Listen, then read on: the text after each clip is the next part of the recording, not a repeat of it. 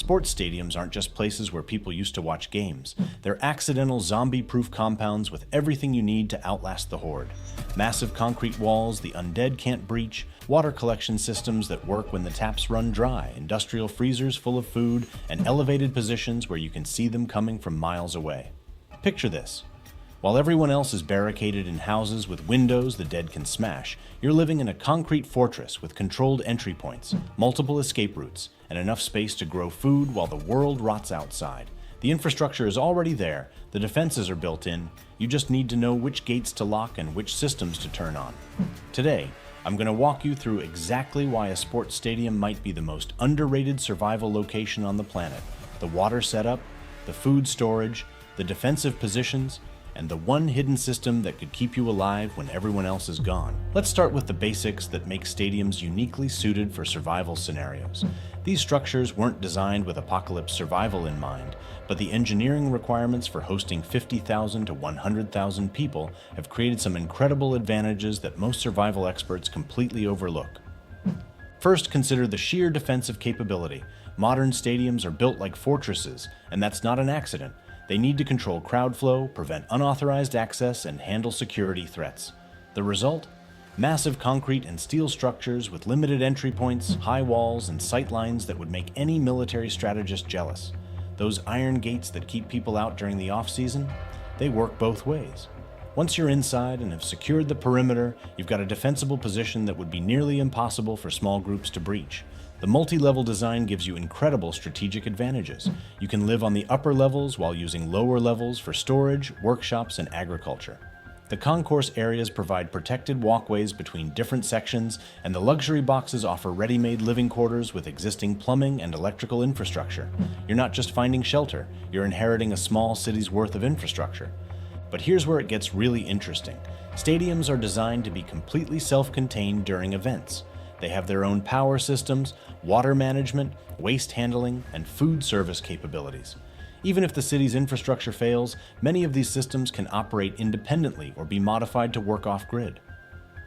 Water is survival priority number one, and stadiums offer multiple solutions that most people never consider. The roof collection system alone could be a game changer. Modern stadium roofs cover acres of surface area. We're talking about potentially millions of gallons of water collection during a decent rainfall.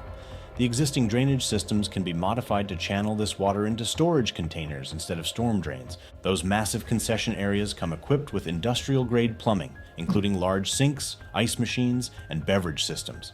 The infrastructure is already there, you just need to adapt it. The luxury boxes often have full kitchens with water lines, and the locker rooms have shower facilities that could be converted into water processing areas. But here's the brilliant part. Stadiums often have their own water storage systems for irrigation and emergency use. The sprinkler systems for the field require substantial water reserves, and these tanks are usually located in secure, accessible areas within the stadium structure. You're not starting from zero. You're inheriting an existing water management system that just needs to be repurposed. The concrete structure itself can be used for water collection and storage. Those wide concourses can be modified to channel rainwater, and the lower levels can house large storage containers. With some basic filtration systems, you could have a reliable water supply that would be the envy of any survival community. Now let's talk about the agricultural potential that makes stadiums truly special. That grass field in the center isn't just for sports, it's prime real estate for food production. We're talking about roughly 2 to 3 acres of space that's already been maintained for optimal growing conditions. The soil might need enrichment, but the foundation is there. The existing irrigation system gives you a massive head start. Professional sports fields have sophisticated watering systems with timers, zones, and even underground heating in some climates. Adapt this system for agricultural use, and you've got precision irrigation that most farmers would kill for. The drainage systems ensure you won't have waterlogging issues, and the field's design already accounts for proper grading and water flow, but don't limit yourself to just the main field. Those concourse areas can house vertical farming systems, hydroponic setups, and container gardens. The luxury boxes with their large windows provide perfect greenhouse spaces for year-round growing.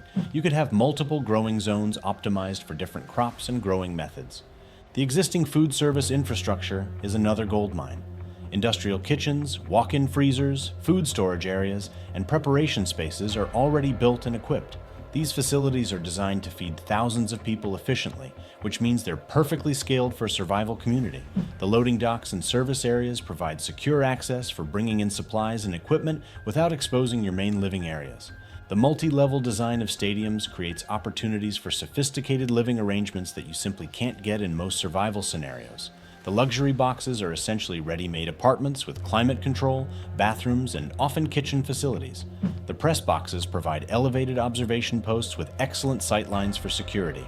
The concourse areas offer communal spaces for workshops, meetings, and social activities.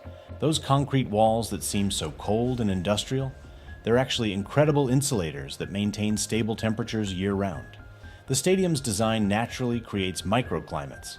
The lower levels stay cooler in summer and warmer in winter, while the upper levels get maximum sunlight and ventilation. You can choose your living space based on the season and your specific needs. The existing electrical infrastructure, even if the main grid is down, provides the framework for solar installations, wind power, or generator systems. Those massive light towers can be converted into communication arrays or wind power generation. The electrical rooms and utility spaces give you secure areas for power management and equipment storage. Storage is another massive advantage. Stadiums have enormous storage areas for equipment, supplies, and maintenance materials. These spaces are designed to be secure, climate-controlled, and easily accessible. You're not just surviving, you're living in a facility designed to support massive operations. Here's something most people don't realize. Stadiums are maintenance-intensive facilities that require an incredible array of tools and equipment. The groundskeeping equipment alone could outfit a small farm. Mowers, aerators, spreaders, hand tools, and specialized machinery for field maintenance. These tools are perfect for agricultural development and general maintenance tasks. The maintenance workshops contain everything from basic hand tools to specialized equipment for electrical work, plumbing, and structural repairs. Many stadiums have their own machine shops for maintaining equipment, complete with welding capabilities, power tools, and fabrication equipment. You're inheriting a fully equipped workshop that could support manufacturing and repair operations. The existing maintenance supplies, fertilizers, seeds for grass maintenance, cleaning chemicals, spare parts, and raw materials provide an immediate stockpile of useful resources. The loading docks and service areas are designed for heavy equipment and large deliveries, which means you have the infrastructure to bring in additional supplies and equipment as needed. From a defensive standpoint, stadiums are nearly perfect. The limited entry points can be easily monitored and secured. Those massive gates that keep people out during the off-season become your first line of defense. The elevated positions throughout the stadium provide excellent observation points and defensive positions. The concrete construction makes the structure nearly impervious to small arms fire and provides excellent protection from weather and other threats. The multiple levels create natural choke points and fallback positions. If you need to retreat, you can move to higher levels and control access through stairwells and elevators. The existing security infrastructure, cameras, communication systems, and monitoring equipment can be adapted for your needs. Many stadiums have their own security command centers with multiple screens and communication capabilities. You're not just getting shelter, you're getting a facility designed for crowd control and security management. Now let's be honest about the challenges, because no survival scenario is perfect. Stadiums are designed to be temporary gathering places, not permanent residences. The heating and cooling systems are built for intermittent use and might not be efficient for 24/7 operation. You'll need to modify these systems or develop alternative climate control methods. The sheer size of a stadium means you'll need a substantial group to properly secure and maintain the facility. A single person or small family couldn't effectively monitor all entry points or maintain all the systems. You're looking at a community survival scenario, not individual survival. Legal issues could be significant. Stadiums are valuable properties with clear ownership, and occupying one without permission would be trespassing at minimum. In a true emergency scenario, these concerns might be secondary to survival, but they're worth considering for any realistic planning. The visibility of stadiums makes them obvious targets for other groups. While the defensive advantages are significant, the high-profile nature of these facilities means you might face more challenges from other survivors than you would in a more remote location. If you're serious about the stadium survival concept, here's how you'd actually make it work.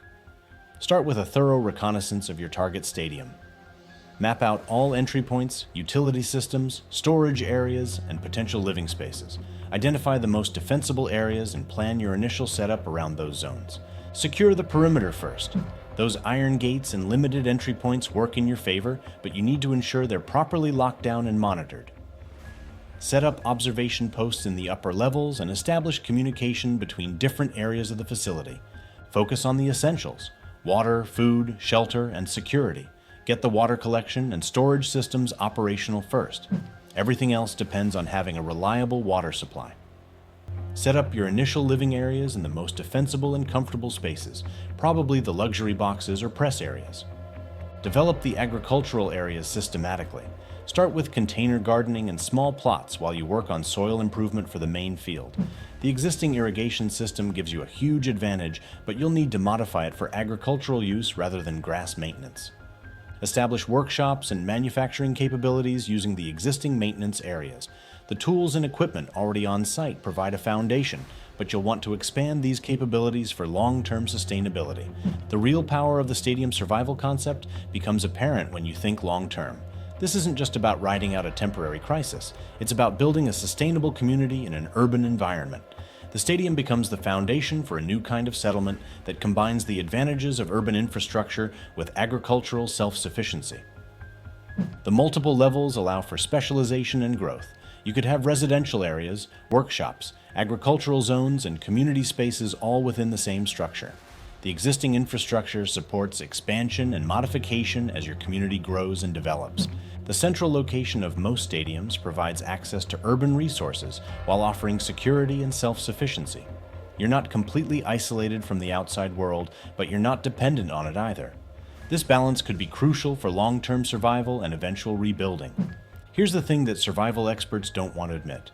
Most traditional survival advice focuses on getting away from civilization, but the real advantage might be in taking over the best parts of civilization. Stadiums represent the pinnacle of human engineering for crowd management, resource distribution, and infrastructure integration. Instead of starting from scratch in the wilderness, you're inheriting decades of engineering and millions of dollars in infrastructure. The irony is that these massive structures built for entertainment and temporary gatherings might actually be better suited for long-term survival than most purpose-built survival retreats. They have redundant systems, massive capacity, and infrastructure that's designed to handle the logistics of supporting large populations. Surviving in a sports stadium isn't just possible, it might be optimal. The combination of defensive advantages, existing infrastructure, agricultural potential, and resource availability creates a survival scenario that's more like inheriting a small city than roughing it in the wilderness. The tools are there, the space is there, and the systems are there. You just need the knowledge and community to make it work. The next time you're at a game, don't just watch the action on the field. Look around at the infrastructure, imagine the possibilities, and remember that you're sitting in one of the most sophisticated survival facilities ever built. It's not a stadium, it's a fortress, a farm, a workshop, and a home all rolled into one massive concrete package. The question isn't whether you could survive in a stadium. The question is whether you're thinking big enough about what survival really means in the modern world.